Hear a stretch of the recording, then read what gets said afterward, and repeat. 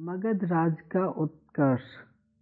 मगध के सबसे प्राचीन वंश के संस्थापक बृहद्रथ था। इसकी राजधानी गृहब्रज राजगृह थे। जरासंध बृहद्रथ का पुत्र था। हर्यक वंश के संस्थापक बिंबिसार मगध की गद्दी पर 544 ईसा पूर्व बौद्ध ग्रंथों के अनुसार में बैठा। वह बौद्ध धर्म का अनुयायी था। यह प्रथम भारतीय राजा था जिसने प्रशासनिक व्यवस्था पर बल दिया। बिंबिसार ने ब्रह्मदत्त को हराकर अंग राज्य को मगध में मिला लिया। बिंबिसार ने राजगृह का निर्माण कर उसे अपनी राजधानी बनाया।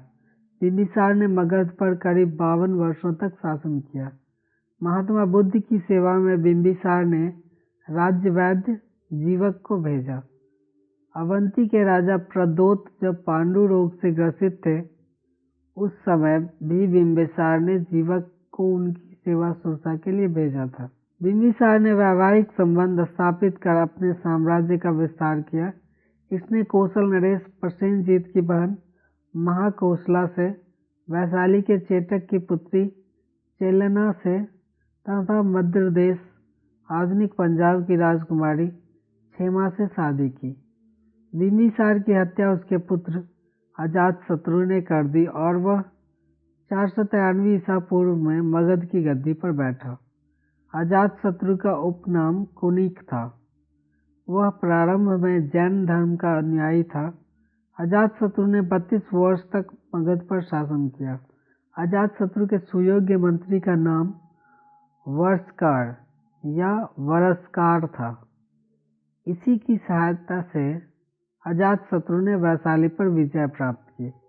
461 ईस्वी पूर्व में अपने पिता की हत्या कर उदयन मगध की गद्दी पर बैठा। उदयन ने पाटलिग्राम की स्थापना की। वह जैन धर्म का अनुयायी था। हर्यक वंश का अंतिम राजा उदयन का पुत्र नागदशक था। नागदशक को उसके अमात्य शिशुनाग ने 412 ईसा पूर्व में अपदस्थ करके मगध पर शिशुनाग वंश की स्थापना की। शिशुनाग ने अपनी राजधानी पाटलिपुत्र से हटाकर वैशाली में स्थापित की।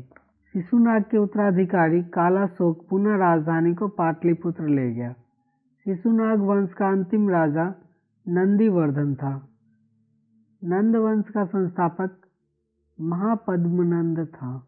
नंद वंश का अंतिम शासक घनानंद था।